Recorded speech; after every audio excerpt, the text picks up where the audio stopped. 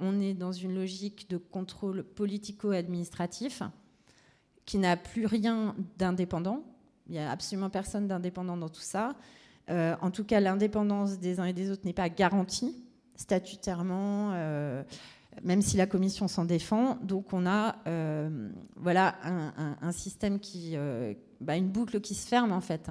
Parce qu'en fait, les différents intervenants se justifient entre eux et se confortent entre eux. C'est toujours les mêmes, ils sont toujours... ils sortent plus ou moins des mêmes logiques. Et on va dire que sur un plan... On va peut-être pas parler d'idéologie, mais en tout cas sur la vision qu'ils peuvent avoir d'un Internet sécurisé dans lequel il n'y aurait pas de publication problématique, ni illicite, ni préjudiciable. On voit bien qu'il y a une limite à leur capacité à faire respecter la liberté d'expression et d'opinion. Il y a un élément du texte qui est fondamental. Comme j'ai dit, les plateformes vont devoir faire régulièrement le point des risques systémiques. Alors bon, c'est les grands mots d'aujourd'hui qui sont un peu vides, mais ça veut dire qu'ils doivent apprécier à chaque moment, en fonction des circonstances politiques, etc., les risques qui existent, inhérents notamment à certains sujets, et anticiper les risques d'un afflux de contenus illicites ou préjudiciables. Ils doivent faire des rapports régulièrement. Mais ce qu'il faut noter, et ça je le relève, c'est que les situations de crise et les situations exceptionnelles qui sont pointées du doigt et qui peuvent donner lieu à des mesures restrictives de la liberté d'expression, les deux cas envisagés par le texte sont la santé publique et la sécurité publique. Donc ça veut dire menace contre la sûreté de l'État et santé publique. On ne comprend pas bien le rapport. C'est pas pour protéger les données de santé publique et tout ça, c'est vraiment, en gros, les sujets, les moments où il peut y avoir une restriction ou une surveillance accrue ou un contrôle accru de toutes les communications Internet, des services numériques, c'est sûreté nationale et santé publique. Bon, ça nous rappelle vaguement quelque chose. Donc, en gros, là, ils ne se cachent plus. Ils nous disent clairement, si demain, il y a une nouvelle épidémie, un nouveau vaccin et quoi, probablement qu'on sera interdit d'en parler. Enfin, voilà, on peut pousser le raisonnement jusqu'à là. En tout cas, c'est ouvert. Il faut savoir qu'au niveau de l'Europe, les plateformes auront donc un interlocuteur judiciaire quand même. Elles pourront contester les poursuites, les amendes, si elles en ont, etc. Mais a priori, le système qui est prévu pour l'utilisateur, c'est en interne, c'est dans son pays. C'est-à-dire si il n'est pas content qu'on ait retiré sa publication ou s'il y a une difficulté avec la plateforme, c'est censé se régler au niveau national, donc dans le pays où le service est reçu. Sachant que les plateformes sont censées mettre en place un système de résolution des litiges extrajudiciaire, donc faciliter une médiation, peut-être une conciliation avec l'utilisateur, mais bon, si tout ça ne fonctionne pas, à la fin, on va chez le juge national. Alors, je vous en parle tout de suite. Le juge national en France, c'est le projet de loi qui a été déposé fin mai par Monsieur le maire. Le juge national en France sera le juge administratif. Le juge judiciaire est sorti complètement de ce contrôle. Donc ça veut dire qu'en France, on aura un système purement administratif. L'Arcom, c'est une autorité administrative indépendante selon les points de vue. Et toute discussion autour de l'utilisation des services numériques se fera, en termes, en tout cas dans le cadre du DSA, se fera devant le juge administratif. On a vu ces derniers temps comment le juge administratif abordait les questions, si on prend le statut par exemple des personnels non vaccinés, on a vu la manière très particulière dont la juridiction, enfin l'ordre administratif a abordé le sujet. Les manifestations, on a eu aussi des renseignements, l'utilisation des drones, les différentes activités associatives, les agréments des associations. Enfin, on a eu beaucoup à faire au juge administratif ces 3 dernières années. Même avant d'ailleurs, parce que pour faire par exemple autoriser les manifestations ou autres, on a pu voir. Donc on connaît, on sait à quel point le juge administratif qui est normalement maintenant depuis, je crois, une quinzaine d'années, le juge de nos libertés fondamentales. On a vu comment il fonctionne. Donc, on peut en conclure que ça risque d'être assez compliqué d'obtenir ce qu'on a pu connaître dans d'autres contextes. Alors, ce qu'il faut savoir, c'est que ça a été une des premières critiques qui a été faite à ce texte, pas que par les Français, mais il y a tout un groupe de députés européens qui étaient absolument, qui n'étaient pas opposés au texte, parce qu'effectivement, il était important pour eux de réglementer, par exemple, l'accès des mineurs à certains services en numérique. Il y avait des choses qui pouvaient faire du sens. Par exemple, que les conditions générales d'utilisation des plateformes soient plus claires, que lorsqu'on est banni ou qu'on s'en va d'une plateforme, qu'on puisse récupérer ses contacts. Enfin, il y avait des choses qui étaient vraiment au profit des citoyens. Et ils étaient d'accord sur ce plan, mais ils se sont rendus compte assez vite qu'en fait, c'était un moyen, ça pouvait être utilisé comme un moyen justement d'empêcher une certaine liberté d'expression. Donc, ils voulaient des garanties. Par exemple, ils voulaient un anonymat garanti pour l'utilisateur, c'est-à-dire qu'on puisse être sur une plateforme sans donner des renseignements de personnalité, ce qui était assez sain. Ça a été empêché. Ils voulaient absolument que ce soit le juge judiciaire dans tous les pays d'Europe qui soit en charge de la vérification du fonctionnement du numérique. Ils n'ont pas réussi, et ils se sont beaucoup battus contre le fait que la Commission centralisait des pouvoirs au point peut-être, comme elle a quand même un caractère politique, au point peut-être qu'on ne pourrait pas la critiquer justement. Ça fait partie des choses, et donc ils voulaient absolument qu'il y ait une institution totalement indépendante du politique qui soit en charge du contrôle du numérique, et tout ça, ils ne l'ont pas obtenu. Techniquement, il y a beaucoup d'aspects. Je ne vais pas rentrer trop dans le détail parce que, le texte fait 108 pages, donc on a vraiment beaucoup de choses. Je pense que le mécanisme est plus important que le détail. Ceci dit, je répondrai volontiers à vos questions après, mais l'idée, c'est quand même de dire que si on fait une analyse de ce texte sous l'angle de la liberté d'expression, c'est pas vraiment génial. C'est pas le meilleur texte qu'on pouvait envisager. Il pose vraiment énormément de questions. Maintenant, lorsqu'on met ce texte en rapport avec toute la législation française, par exemple, on se rend compte que ça va impliquer de changer beaucoup de choses, notamment la loi LCNE, plutôt LCEN, la loi sur le commerce et l'économie numérique, ça va changer. Le RGPD va changer. Il va y avoir vraiment des gros changements. Donc, comme je vous ai dit, en France, c'est l'Arcom qui va se retrouver chargé de tout ça, en corrélation pour la partie plus commerciale avec la Direction générale de la répression des fraudes. Ça, c'est pas un mal, parce qu'en général, ils sont assez vigilants. Mais c'est pas eux qui vont contrôler les contenus. Eux, ils vont s'occuper surtout des conditions générales, des conditions de vente, etc. Et donc, on va avoir un contrôle totalement administratif de nos publications sur Internet. Donc, la question qui s'est posée à moi assez vite, c'est est-ce que ça concerne tout le monde, ou est-ce que les médias pourraient avoir un statut à eux? Alors, d'après, on ne va pas pouvoir absolument être totalement définitif sur ça, parce que justement, le texte sur la liberté des médias n'est pas encore finalisé, mais on peut déjà pressentir un certain nombre de choses. Donc, ce qu'il faut savoir, c'est qu'effectivement, le texte sur la liberté des médias, donc, qui s'appelle European Media Freedom Act, qui est en cours de discussion, ce règlement-là va donner un statut particulier aux médias en ligne ou aux publications dites d'information. Je vois qu'il y a tout de suite une question. Peut-être on répond tout de suite si ça trouble la compréhension de ce que je dis.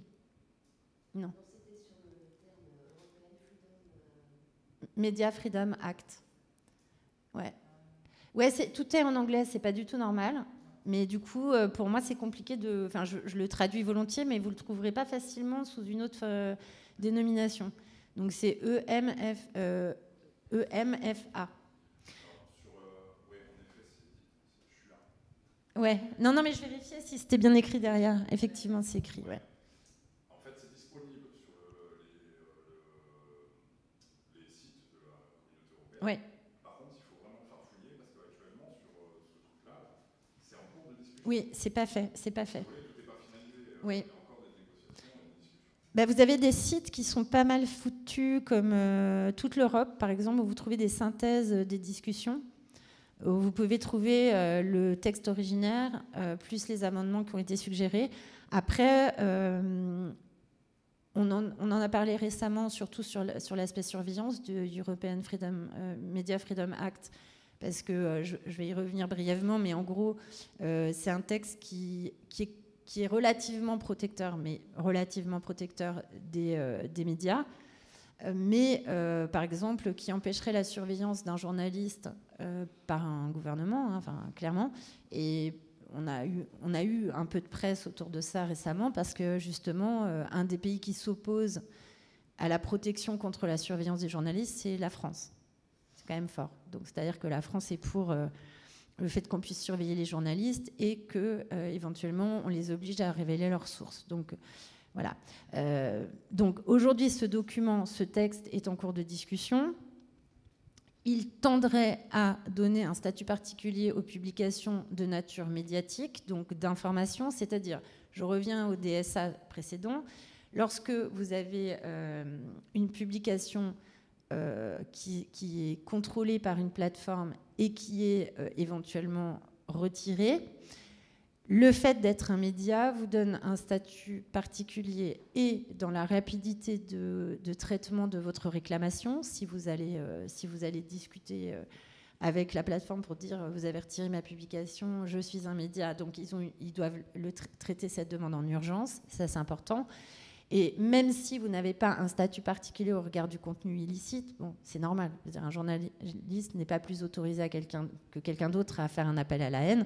Mais suivant le débat qui va s'instaurer, vous avez un regard différent parce qu'on considère que la liberté d'expression, c'est une chose, mais la liberté de la presse en est une autre. Ceci étant dit, je le dis tout de suite, pareil, j'aurais peut-être dû faire la critique en décalé, mais je préfère le dire maintenant, c'est que il y a pas mal de journalistes qui se sont émus parce que vous comprenez bien que en France avant, je parle hors numérique, hein, lorsque vous faisiez une publication, il fallait aller devant un juge pour la faire retirer, pour la faire sanctionner, parce que soit elle était effectivement illicite ou il y avait diffamatoire ou quoi que ce soit. Donc c'était un débat judiciaire qui s'instaurait. Et on ne pouvait pas même saisir un journal comme ça, il fallait une autorisation de juge, etc. Évidemment, le fait de passer par un service numérique facilite la diffusion, ça on est tous d'accord, mais facilite aussi la censure, enfin le retrait. Parlons pas de censure, mais simplement de suppression ou de suspension de la publication. Comme c'est la plateforme qui le fait, ça pose déjà un premier problème. Mais surtout, la plateforme n'est pas obligée d'avoir l'autorisation d'un juge. Je dirais même conservatoirement, par exemple, on aurait pu l'autoriser à suspendre la publication 24 heures, le temps d'avoir une autorisation de juge. Mais non, c'est pas ça. Ils peuvent le faire tout seuls, sans jamais avoir des comptes à rendre. Et effectivement, vous allez aller ensuite discuter devant un juge. Ça va prendre un temps infini. Et pendant ce temps-là, la publication est obsolète, parce que la plupart du temps, les publications, au bout de 15 jours, elles n'ont plus d'intérêt.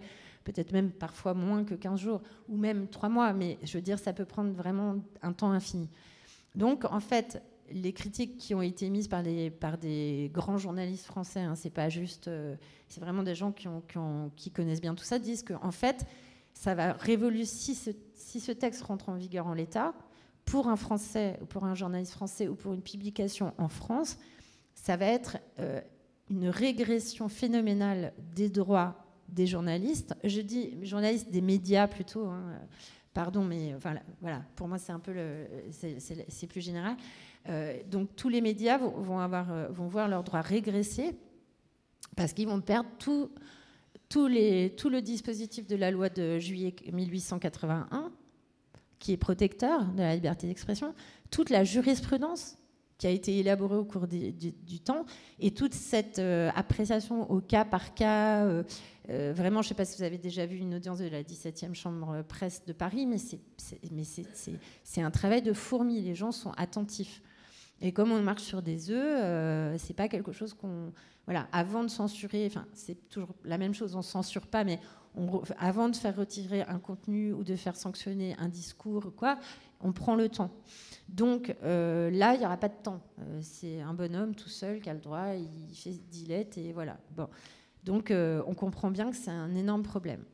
Il n'y a pas de garantie autre, c'est-à-dire il y aurait pu y avoir un statut des publications de nature médiatique qui les mettait complètement hors du règlement DSA ou quoi que ce soit. Ce n'est pas le cas. Alors d'un côté, dans le European Media Freedom Act, vous avez une protection contre la surveillance des médias, des journalistes, okay, mais de l'autre côté, vous perdez des points. Donc c'est un peu souvent comme ça. Hein. L'Europe, ils vous donnent un petit morceau à droite et vous reprennent un gros morceau à gauche. Donc il faut voir que les textes peuvent être facilement utilisés d'une manière beaucoup moins optimiste et positive qu'on voudrait. Sinon, l'idée, c'est quand même effectivement de réguler les plateformes, ça j'entends bien, plateformes de vente, plateformes de services numériques plus généralement, mais on a aussi, pour ce qui concerne les médias, une volonté de réguler la sphère médiatique par des garanties, mais là qui vont porter sur l'aspect pluralisme, l'aspect financier et l'aspect transparence. Alors d'un côté, pour nous en France, c'est peut-être pas un mal, c'est-à-dire il faut que les États garantissent une meilleure répartition des aides financières aux médias. Donc ça pourrait aboutir à un petit peu une modification du paysage médiatique français, puisque le fait de subventionner très peu de médias et de ne pas subventionner beaucoup de petits médias, ça sera théoriquement plus possible. Il faudra qu'il y ait vraiment... L'État, par son financement, devra garantir le pluralisme.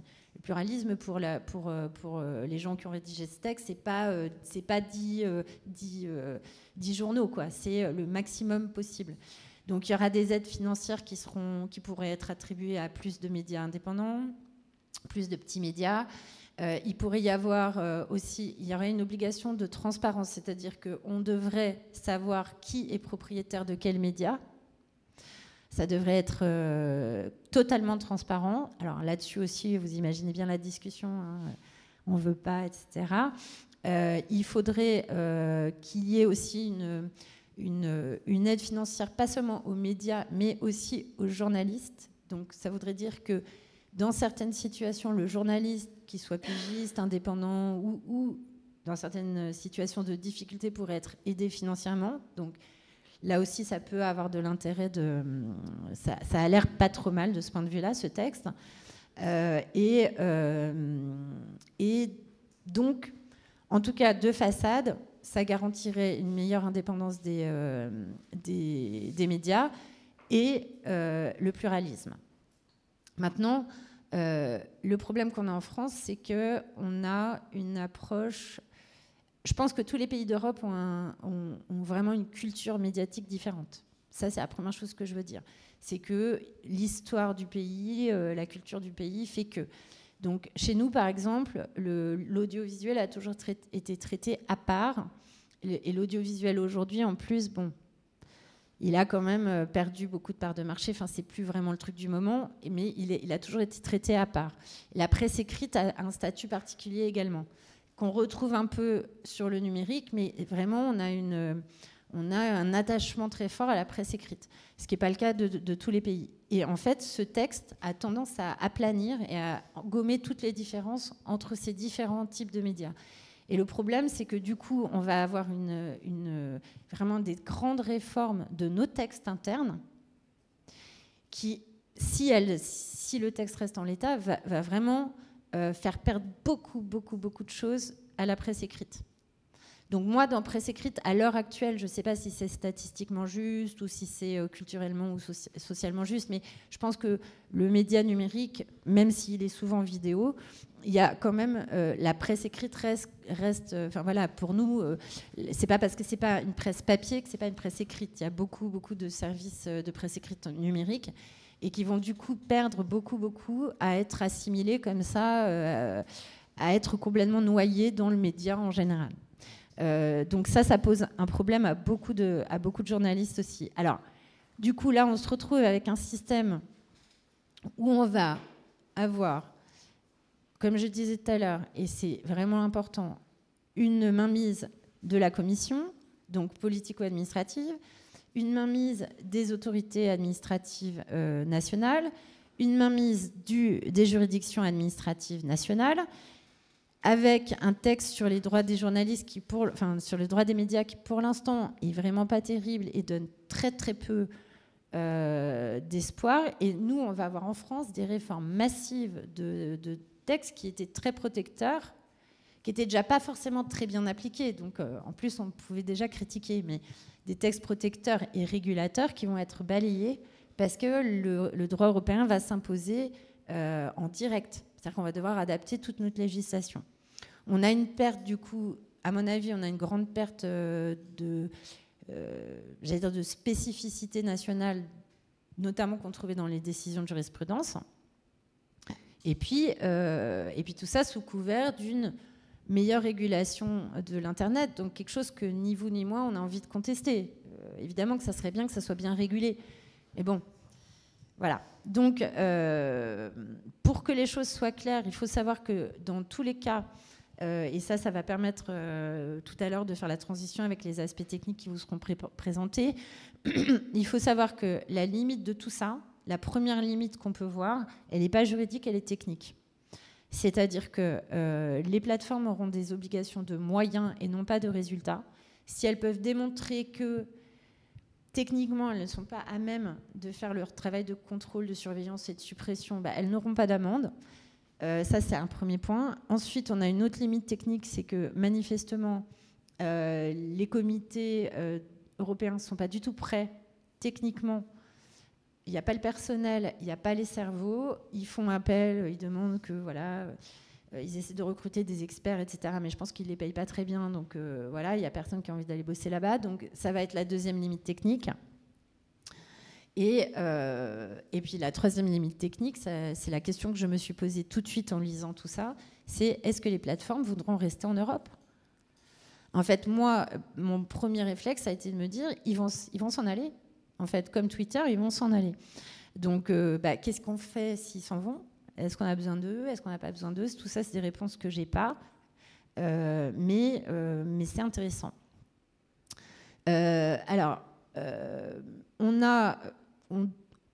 Donc, on doit comprendre, et ça, c'est important, que... parce que c'est pour l'instant, personne n'en parle, et ça, je ne le comprends pas très bien, que donc après que ces textes, pour l'instant il n'y en a que deux, donc le DMA et le DSA qui ont été votés au niveau européen, on a eu tout de suite une proposition de loi qui a été déposée par Monsieur le maire, qui a déjà fait l'objet d'un avis du Conseil d'État. J'ai noté, parce que je trouve que c'est important, que là, lui aussi, il est allé au pas de course, c'est-à-dire que le règlement a été très vite adopté. Lui, il a fait son projet de loi, il l'a déposé très vite, au point qu'il y a eu une pression phénoménale sur tous les organes consultatifs qui devaient dire ce qu'ils pensaient de ce projet, parce que ça implique beaucoup de gens, cette réglementation, cette régulation, beaucoup de gens. Il y a l'ARCOM, comme je vous disais, il y a la CNIL, parce qu'il y a tout le problème des datas et qui utilise quoi, qui peut transférer quoi, qui a le droit d'avoir accès à quoi. On va par exemple pouvoir faire des enquêtes très approfondies en exigeant des plateformes qui transfèrent toutes les datas individuelles. Ça va, c'est sous la responsabilité du juge, mais ça veut dire qu'en cas de besoin, on peut accéder à toutes vos données personnelles en les exigeant des plateformes. Voilà. Donc c'est normal que la CNIL soit concernée, le Conseil d'État, et ils ont été tellement vite qu'ils se sont plaints d'avoir été mis sous pression pour rendre des avis très vite. Et ils se sont d'autant plus plaints que pendant qu'ils devaient étudier la loi, qui est pas courte et qui est un peu complexe, on leur a changé 3 fois le projet de loi. C'est juste pour donner encore une fois une illustration de ce que moi je trouve dommageable, mais qui est sans doute volontaire, enfin qui est pas, c'est pas hasardeux quoi. On prend jamais le temps. On prend pas le temps d'examiner les choses avec attention. Donc il y a quelques dispositions qui ont fait grincer des dents le Conseil d'État, mais je vous le dis tout de suite, très peu. Ce qui veut dire qu'en l'état, le fait que l'idée de réglementer tout, notamment par les autorités administratives, ça pose aucun problème au Conseil d'État. On a déchargé complètement le juge judiciaire, ça lui pose pas de problème non plus. Donc on sait déjà, voilà, on peut déjà avoir l'idée que on va avoir une lecture très restrictive des libertés fondamentales sur le territoire français. Donc, encore une fois, le contenu illégal ou illicite, très mal défini. Moi, j'ai un problème avec ça. Il est défini, il n'est pas clairement défini. Et à mon avis, il devrait être défini par référence à un juge. On devrait dire, voilà, il aurait dû y avoir 2 temps d'examen. Le contenu manifestement illicite, c'est-à-dire à première vue, ça n'a pas l'air bien, on peut suspendre, on peut comprendre. On peut suspendre, mais un temps très bref. Et après, on va demander au juge, est-ce que j'ai bien fait ? Et dans un temps très bref, c'est remis en ligne si ce n'est pas le cas. Là, ce n'est pas ça du tout. Hein. Donc, le terme contenu illicite est défini et repris 3 fois dans le règlement. Mais le contenu manifestement illicite, qui à mon avis est le seul sur lequel la plateforme aurait dû pouvoir agir, ben, il est visé qu'une fois, on ne sait même pas pourquoi, ça n'a rien à voir. Enfin, c'est vraiment très mal fait. Et puis il y a ce contenu préjudiciable qui va permettre la désinformation. Voilà, qu'est-ce que c'est la désinformation ? On nous renvoie au code des bonnes pratiques qu'il faut lire absolument et qui est assez inquiétant aussi. Donc voilà, donc, pour synthétiser, on n'a pas de vraie protection de la liberté d'expression, encore moins de la liberté d'opinion. D'ailleurs, au fond, personne ne parle tellement de ça, alors qu'en fait, pour moi, c'est presque, je dirais pas plus important que la liberté d'expression, mais on sent bien qu'on évite le terme opinion pour pas trop politiser le débat, mais c'est quand même le sujet. On n'a donc pas droit à l'anonymat. On va être surveillé par les plateformes qui, sans avoir une obligation de surveillance générale, en ont le droit, en fait.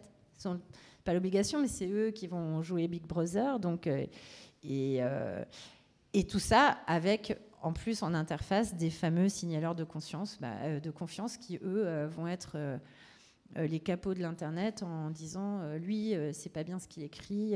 Et voilà. Donc, on a un dispositif qui se met en place qui est un peu inquiétant, sous la réserve de l'application qui en sera faite, mais personne n'est très optimiste parce qu'on a quand même un petit peu de recul. Et moi, j'ai envie de vous dire que l'impression que m'ont donné les textes, c'est qu'on a réglementé a posteriori ce qu'on a fait pendant toute la crise Covid, c'est-à-dire ou peut-être même avant. C'est-à-dire qu'on a vécu tous des choses de fait, une publication qui saute ou un shadow banning ou je sais pas quoi. Et puis maintenant, c'est simplement, eux, ils ont le recul, donc ils ont mis des règles à quelque chose qui était déjà pratiqué. Donc est-ce que les plateformes vont jouer le jeu et rester en Europe ? Je ne sais pas, étant donné qu'elles doivent payer dans tous les sens et que certaines disent d'ores et déjà que ça va être quand même compliqué à mettre en œuvre. Si elles restent, quel jeu elles vont jouer, c'est-à-dire est-ce qu'elles vont aller à fond dans on va dire dans le sens du contrôle type censure, ou est-ce qu'elles vont au contraire jouer le jeu d'être peut-être un rempart. Moi j'ai quand même peu d'espoir qu'elle soit un rempart entre nous et les autorités. Donc à la fin, ça veut dire que le premier régulateur de notre expression, ça va être la plateforme, quoi. Qui, en plus, oui, parce que je ne l'ai pas dit, aura le droit dans ses conditions générales, bon, il faudra que ce soit bien clair, mais aura le droit dans ses conditions générales de quelque part, de fixer aussi la limite à la liberté d'expression. Ce qui veut dire qu'il va y avoir des modifications de toutes les conditions générales des plateformes. On devrait pouvoir y avoir accès plus clairement, ça devrait être écrit simplement, ça doit être écrit dans toutes les langues de l'Europe, donc on doit pouvoir y accéder en français. Les mineurs doivent pouvoir avoir une version pour les mineurs pour pouvoir mieux comprendre aussi, parce que un mineur qui utilise Instagram, je mets au défi d'avoir lu les conditions générales d'Instagram. Bon, voilà, donc on va avoir quand même aussi là un super gros pouvoir des plateformes qui vont dire bah oui, mais c'est un contrat entre toi et moi je t'interdis de faire ça ou autre chose. Bon. Alors quand ça concerne la pédocriminalité ou la pédopornographie, on comprend, mais quand ça va concerner l'opinion, voilà. Donc se mettre ça dans la tête et lire. Moi, je pense que on a déjà on a déjà toute une critique qui s'est montée, qui montre bien que ça risque quand même d'être difficile, avec cette, de manière sous-jacente, cette volonté de l'Europe de faire un marché unique de l'information en gommant, en uniformisant. J'allais dire même la culture, parce qu'en fait, pour moi, le média et j'ai pas spécifiquement parlé de culture, mais parce que pour moi, média, culture, ça fonctionne ensemble, main dans la main, c'est très difficile de distinguer. D'abord parce que la culture, elle est évidemment, elle circule grâce aux médias, ça c'est une chose, mais parce qu'il y a aussi une culture des médias. Et la culture des médias en France, c'est pas celle qu'il y a en Espagne, c'est pas celle qu'il y a en Allemagne. Voilà. Et donc, on va gommer ces spécificités pour avoir un marché unique de l'information, ce qui peut vouloir dire aussi une information unique, en fait. Voilà. Surtout sur les deux sujets qui préoccupent la Commission, donc la santé publique et la sécurité nationale. Et il parle beaucoup de la guerre d'Ukraine, d'ailleurs, il y a beaucoup d'aspects. Et puis oui, justement, ce que je voulais dire aussi sur l'ARCOM, c'est qu'on a pu constater que quand RT France a été interdite par la Commission européenne, ARCOM a été complètement, je veux dire, écarté de la procédure, alors que normalement, en France, on aurait dû repasser toute la procédure ARCOM. Donc là, dans le règlement, ils valident et ils instaurent de manière beaucoup moins discutable le pouvoir de la Commission européenne aussi de bannir certains médias de l'espace européen. Donc on va avoir là, c'est ce que je disais, une espèce d'inversion. Donc on a pris acte de la manière dont la Commission se comportait et on lui donne officiellement un pouvoir. Voilà, je pense que j'ai à peu près fait le tour de ce que je voulais vous dire. Maintenant, je pense qu'il y a pas mal de questions. Oui. Je ne sais plus, agence de régulation des communications, je crois, non? C'est ça? C'est ça? Ouais. Des communications. Ouais, l'ARCOM, c'est l'ancien CSA. C'est ça. C'est à Paris. Et ils viennent de nommer le coordinateur des services numériques. Là, c'est une femme, j'ai oublié de son nom. Je ne sais plus. Mais elle vient d'être nommée. Je voulais savoir ce qu'il en sera de la rétroactivité, c'est-à-dire que si on a des publications sur un site, qu'est-ce que ça donne en fait? Alors, tout ce qui est... Ça va être en temps réel, c'est-à-dire que dès que le règlement va entrer en vigueur, toutes les publications existantes sont susceptibles de rentrer dans le... C'est pas une question de date de publication, c'est une question d'existence. Ça existe au moment T, donc c'est... Oui, dans les faits. Dans les faits, ouais. Dans les faits, c'est enfin, dans les effets immédiats. Et j'avais une autre question par rapport à la Constitution, parce que la liberté d'expression, si je ne m'abuse, elle fait partie de la Constitution. Donc comment ils peuvent... Oui, mais il y a deux problèmes. Premier problème, c'est que vous avez une supériorité du traité sur à peu près tout. Et donc, en fait, pourquoi l'Europe aujourd'hui pose des problèmes aux juristes, c'est que à partir du moment où vous avez un système qui est plus fort que qui est au-dessus de la Constitution, les traités sont supérieurs à tout. Alors, on n'a jamais donné son accord pour que l'Europe aille aussi loin en termes de régulation, de droit, d'ingérence et tout ça.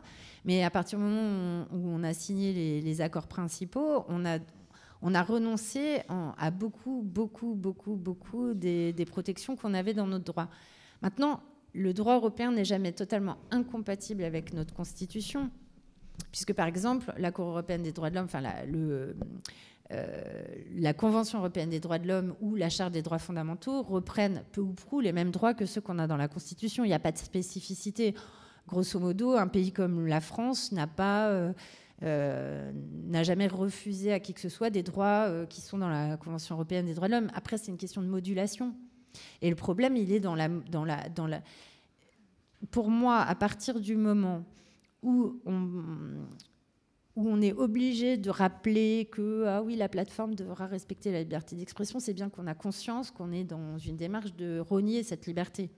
Donc la liberté d'expression, elle est toujours dans la Convention européenne, elle est dans les attendus, enfin ce qu'on appelle le préambule du règlement. Il y a 45 ou 50 pages de préambule. C'est indigeste, dans lesquels ils ne font que répéter oui, mais tout ça, on ne touchera jamais à la liberté d'expression, on ne touchera jamais aux droits fondamentaux du citoyen. Mais si on se sent obligé de le dire toutes les 4 lignes, c'est qu'a priori, on a bien envie de le faire. Donc, là, même le Conseil d'État vient nous dire qu'a priori, tout ça est tout à fait compatible avec le droit français, que ça pose aucun problème.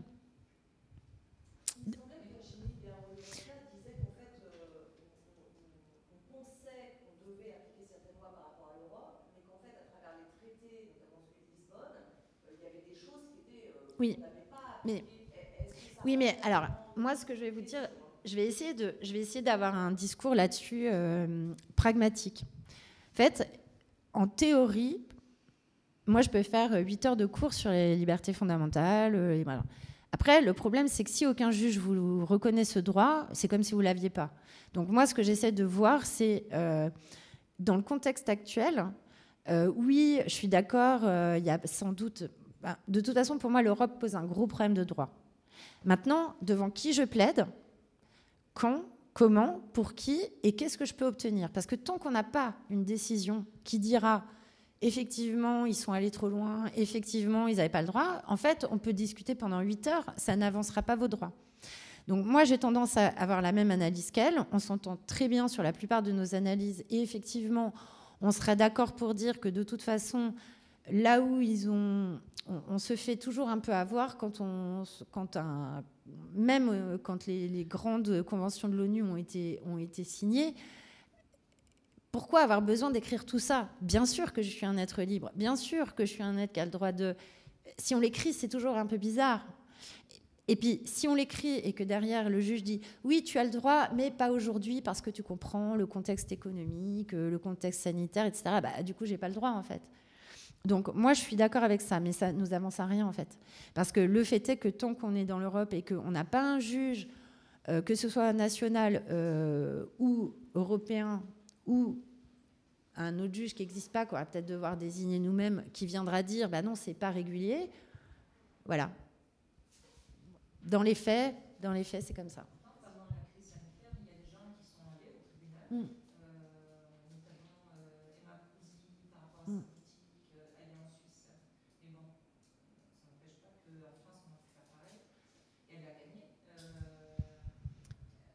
Elle n'est pas obligée, elle n'est pas apte au niveau de la santé à obliger ses clients ou ses... Oui, en fait, il y a eu plusieurs problèmes. Il y a eu plusieurs problèmes en France. D'abord, il n'y a pas eu des actions systématiques. En fait, selon moi, une des choses qu'il faut anticiper sur un plan juridique, lorsque ces textes vont rentrer en vigueur ou il faut systématiquement refaire des recours. Mais il faut faire des recours à chaque fois. Ça, pour moi, ça a été un des problèmes. En France, on a essayé de couvrir tous les sujets, mais ça n'a pas été possible parce que soit c'est une question de moyens ou de motivation ou de trouver l'avocat qui voulait bien porter le truc. Mais déjà, lorsqu'on voit effectivement tous les gens qui se sont battus, il y en a quand même qui ont eu des beaux résultats sur le droit de manifester. Enfin, après, il y a un décalage aussi. Souvent, on a la décision un peu tard, mais c'est pas grave parce qu'au moins, on trouve un juge qui remet tout d'aplomb. Donc, je suis pas en train de dire qu'il faut pas le faire, hein. Je suis en train de dire, tant qu'on est au stade théorique, c'est super intéressant, on peut vous faire des débats, mais franchement, ça vous avance à rien. Sauf à réfléchir et peut-être justement à dire, bon, il y en a un là qui veut bien que j'aille plaider pour lui tel sujet. Parce qu'on en est là, on en est à dire tel truc, on ne doit pas le laisser passer, qui veut y aller. Donc, il va falloir y aller systématiquement et il faut effectivement qu'on ait à chaque fois le curseur d'un juge. Parce que c'est lui qui nous dira... Voilà, est-ce que la plateforme a raison? Est-ce que c'est moi qui ai raison? Est-ce que le média est protégé, etc. Mais ça implique aussi de s'organiser, ça implique d'avoir des gens motivés sur du long terme. Et on voit bien, en Belgique, il y a eu de très belles décisions, en Suisse aussi. Ça dépend, voilà, il y a eu des pays où les gens se sont battus plus, des gens... Honnêtement, en France, on ne s'est pas beaucoup battus quand même.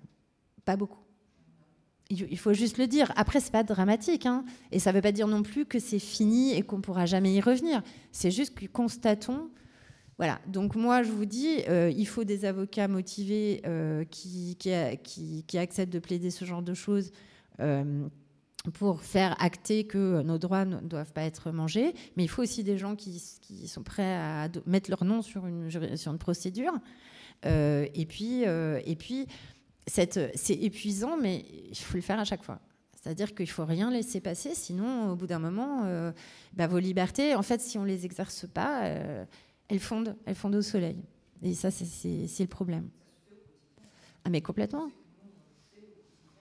Mais très souvent, quand vous le voyez bien, très souvent, quand vous êtes dans un rapport entre quelqu'un qui veut absolument pas que vous exerciez librement tel ou tel droit et un simple rappel par mail ou une lettre recommandée d'avocat, ça suffit amplement la plupart du temps. C'est ça qui est intéressant. C'est que les gens se figurent toujours qu'il faut aller plaider devant la Cour européenne dans 15 ans, que ça me coûtait je ne sais pas combien, etc. Mais non, vous écrivez à un directeur d'école, vous écrivez à un préfet. Il y a eu beaucoup plus de dossiers qui se sont réglés comme ça que ce qu'on peut croire. Sur les histoires de pass sanitaire, sur les histoires de masques, bien sûr. Mais il n'y a pas que ça. Là, on est sur les médias parce que c'est important. Les médias sont j'allais dire, pas beaucoup plus équipés que les citoyens. Je parle des médias, des petits médias indépendants ne sont pas beaucoup plus équipés que les citoyens. Pourquoi? Parce que c'est des citoyens. Et donc, ça veut dire qu'ils n'ont pas une grosse organisation, ils n'ont pas forcément beaucoup de moyens, ils n'ont pas forcément les contacts qu'il faut. Mais c'est important aussi que ce soit eux qui se manifestent. Là, je voyais qu'il y avait une tribune dont d'ailleurs je pense que vous n'avez pas entendu parler, mais il y a eu une tribune qui a été signée par plein de petits médias. Il y a eu 300 petits médias qui ont signé une tribune contre justement le European Media Freedom Act pour dire c'est pas possible. Vos 270 titres de presse qui ont signé une tribune le 22 juin 2023. Et en disant c'est un texte qui n'est pas acceptable, c'est pas possible, il faut améliorer, etc. Donc il faut savoir ça aussi, qu'on peut être proactif sur des choses comme ça. Je ne sais pas si la consultation citoyenne est toujours ouverte, mais c'est typiquement le genre de choses. On doit être proactif et écrire aussi ce qui ne nous convient pas dans ce document. Si on est toujours à la traîne ou qu'on n'est pas au courant ou qu'on dit bon, c'est pas grave, en fait, on n'est pas non plus totalement citoyen sur ça. Donc, je pourrais vous passer les informations pour que vous... Voilà, si certains médias veulent s'associer à cette tribune, ça peut être bien aussi. Vous disiez qu'il y avait 110 pages, je sais pas quoi, et puis après, il y a peut-être des mots, des techniques qu'on n'est pas... Non, alors, tout à fait. Mais ce que je trouvais pas mal, en fait, là, parce que moi, je ne suis pas spécialisée là-dedans, donc vous m'excuserez pour les généralités, etc., mais je n'avais jamais fait de droit du numérique. Du coup, je vais m'y mettre. Mais ce que j'ai pu observer, c'est qu'il y a beaucoup, beaucoup de commentateurs, que ce soit des journalistes, que ce soit des associations, que ce soit des députés européens. Il y a énormément de commentateurs qui ont donné leur avis sur le texte. Et surtout, il y a des sites où le texte est synthétisé en bullet points, ou en tout cas les points les plus importants, et qui peuvent largement suffire pour comprendre. Franchement, le site Toute l'Europe, c'est pas pour en faire la pub, parce qu'en fait, je m'en fiche un peu, mais il synthétise les textes. Vous avez même des vidéos, il renvoie à tout. Ce qui est bien aussi, c'est que tous les textes sont accessibles avec un lien sur l'article. Donc, si vous voulez aller creuser, vous pouvez. Il n'hésite pas aussi à mettre un petit peu les dissidents, ce qui a été contre, etc. Ça permet de se promener sur les pages justement, par exemple, des députés européens qui ont présenté des amendements. Parce que plus on va s'approprier toute cette... c'est quand même une grosse soupe, hein. Mais plus on va se l'approprier et plus on sera confortable, et pour la contester, et pour informer les autres, et aussi peut-être pour monter des dossiers, justement, si on a besoin.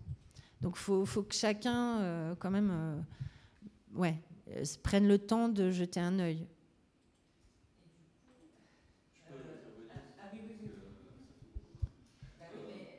Bonjour, alors moi c'est Alain pour Aux Citoyens, sur YouTube justement, on a une chaîne sur YouTube. Il y a plein de points en fait qui sont assez, je vais dire, qui font peur, quoi. Ouais. Et qui sont en contradiction avec la charte de Munich, que j'ai largement contribué à faire connaître, d'ailleurs. Maintenant tout le monde en parle, mais finalement il n'y a pas beaucoup de gens qui s'en approchent et qui la suivent. Ce que je vois en fait, c'est que le véritable censeur, ce sera la plateforme, oui. finalement. À propos de ces DGE, finalement, ces CGE, personne ne les lit.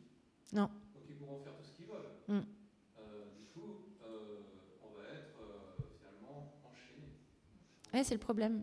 C'est que en fait, c'est quand même des sociétés commerciales à la base, qui ont théoriquement pas plus de droits que nous, voire peut-être moins, parce que théoriquement elles sont régulées justement de manière assez sévère. Et en fait là, on leur donne la main sur le... Oui, ils seront en contrôle des publications. Et ça, c'est le plus gros problème du dispositif.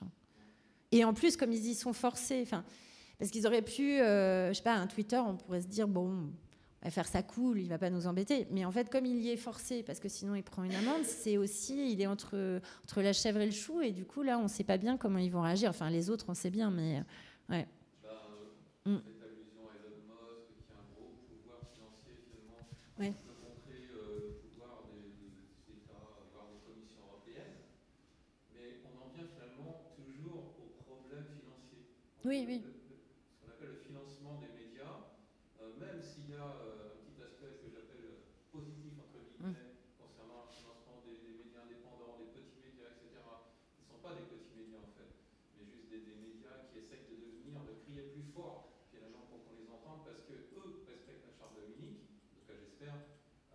On sera toujours en porte-à-faux vis-à-vis de tous ces films, parce que ce qu'on oublie de dire, c'est que, en tout cas eux oublient de dire, c'est que les médias conventionnels, les gros médias, notamment en France, sont financés par des multimilliardaires à forte puissance finalement d'influence, et qu'en plus l'État finance ces mêmes médias conventionnels. C'est ça. Mais ça va être beaucoup...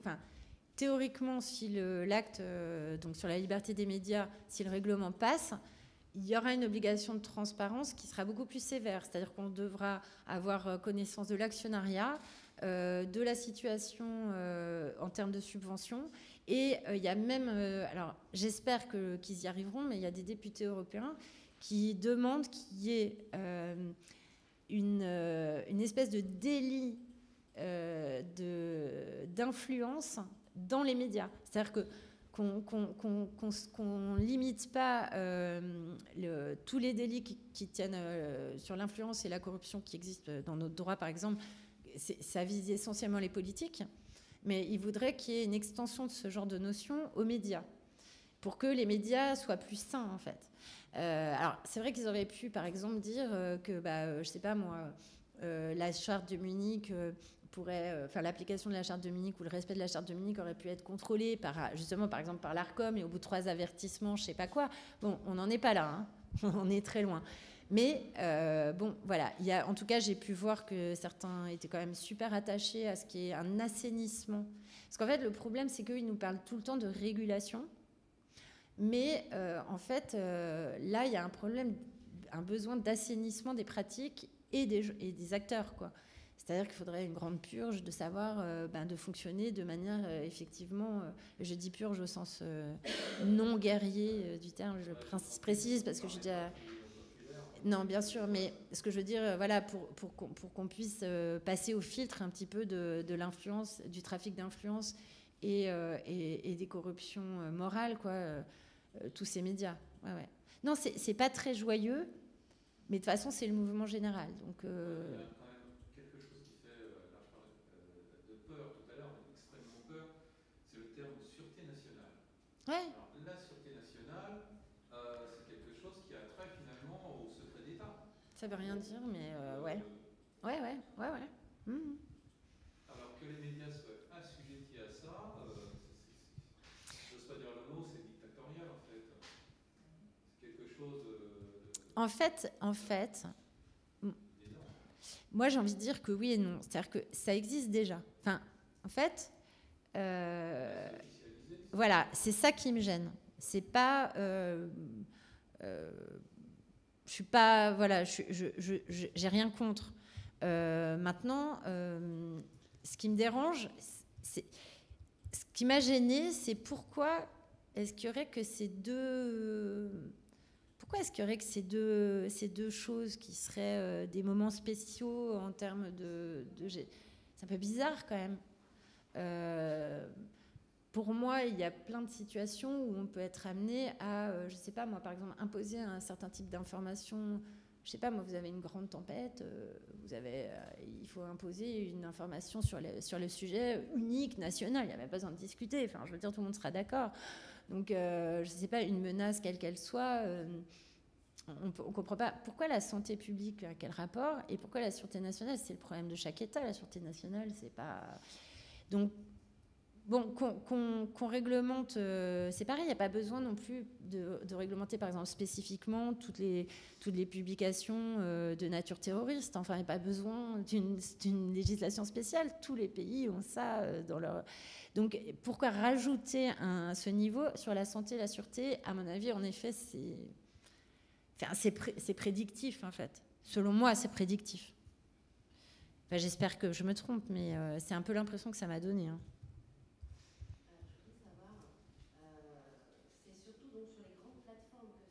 Pour l'instant, oui.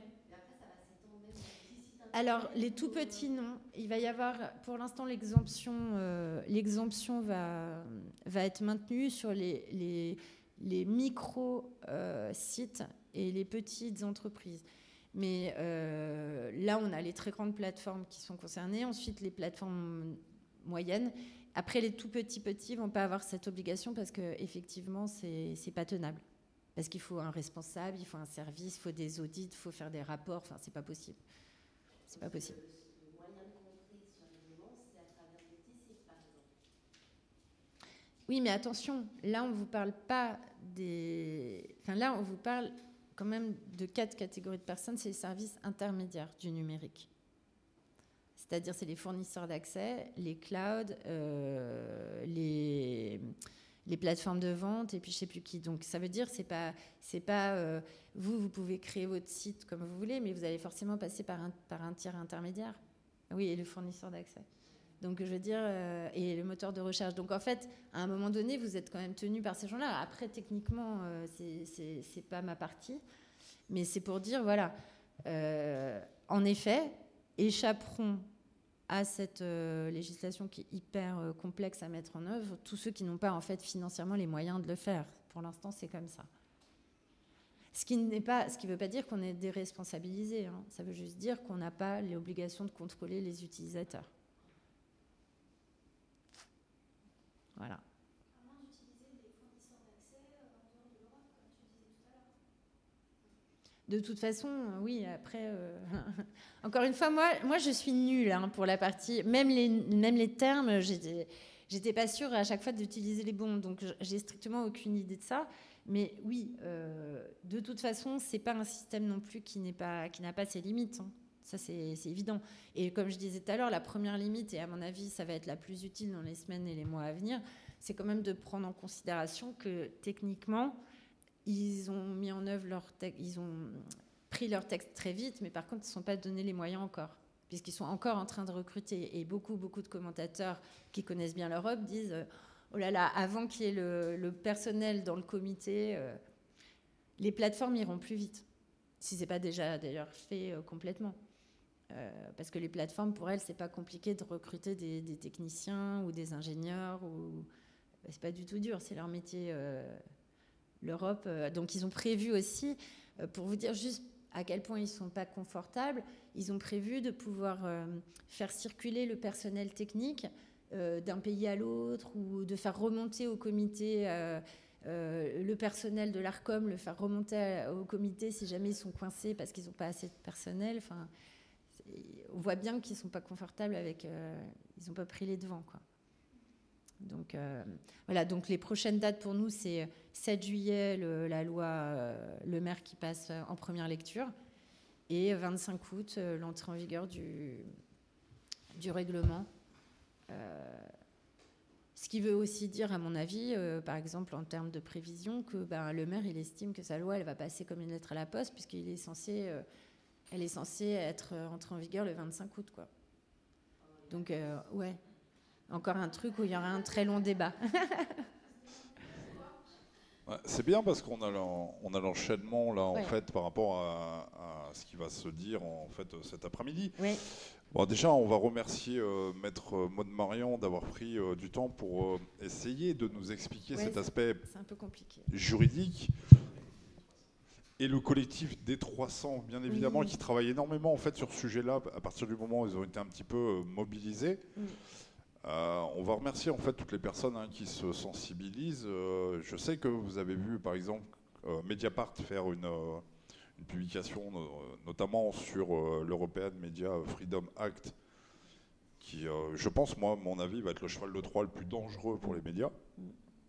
Moi, j'ai juste une dernière question, parce qu'on a parlé de directives européennes, et en fait, ce qui est pas mal inquiétant pour bon nombre de personnes, c'est la transcription en fait dans la loi nationale de cela et le delta qui risque d'y avoir, donc la différence qui risque d'y avoir entre le côté bienveillant de certaines parties des directives et la loi en elle-même en France. C'est-à-dire, est-ce qu'en France, ou même dans d'autres pays, parce qu'on voit que par exemple la France a proposé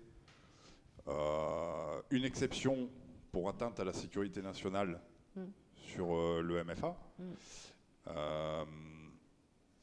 et que d'autres pays suivent sans problème, Pologne, Grèce, etc. Voilà, donc est-ce que le point de vigilance, il n'est pas à ce niveau-là, la transcription dans la loi? Non, parce que, alors, oui et non, c'est-à-dire que là, on passe, tout le système était organisé par des directives, et là, c'est un règlement, il est d'application directe. Donc, il est beaucoup plus précis. Une directive, c'est des grandes, c'est des directives, et après, c'est retranscrit un peu à la sauce de l'État. Là, c'est un règlement, c'est pour ça que c'est très long, parce qu'en fait, chaque article a vocation à s'appliquer directement dans le droit national. Donc, il n'y a pas de retranscription. Par contre, il y a une adaptation de nos textes. Tous les textes qui sont en contradiction avec le règlement doivent être nettoyés. Donc, il y en a toute une liste. Il y a la loi sur l'économie numérique. Il va y avoir le code de commerce qui va changer, le code de la consommation. La loi de 1984, sauf erreur de ma part, sur l'audiovisuel va changer. Enfin, il y a la liste des lois, on peut la consulter dans le projet de loi de Le Maire. La liste est hyper longue de toutes les lois qui sont impactées par le règlement, mais c'est une application directe. Donc on connaît déjà, on sait déjà à quelle sauce on va être mangé. Pour l'European Media Freedom Act, normalement c'est un règlement aussi, donc ce sera la même chose. Et c'est ce que je disais, c'est qu'en fait, comme le règlement va être d'application immédiate et directe, en fait, la loi de 1881 va tomber en désuétude quasiment automatiquement, enfin, en partie. Sur la liberté de la presse, par exemple, va devoir être modifiée. Donc, c'est un peu ce que tu dis, mais un peu différemment, quoi, si tu veux. Voilà. Ça revient à peu près au même, mais dans l'autre sens, quoi, dans le mécanisme inverse. Bon, je pense qu'on arrive au bout de cette conférence. Vous avez peut-être quelque chose, une dernière question ou quoi que ce soit. C'est la dernière des dernières. Pour Maître Maud Marian. Non? Non. Eh ben. Voilà. Bon, je pense que tout le monde a faim. Oui. Donc on va remercier, merci. Et puis, Et puis nous, on se donne rendez-vous tout à l'heure à partir de 14h. On dit bien à partir, parce que vous connaissez chez T-Web. Les horaires, c'est pas notre fort. Voilà. Donc on vous donne rendez-vous à partir de 14h où justement on va peut-être poser les solutions. On a parlé un petit peu du problème, maintenant on parlera des solutions. À tout à l'heure.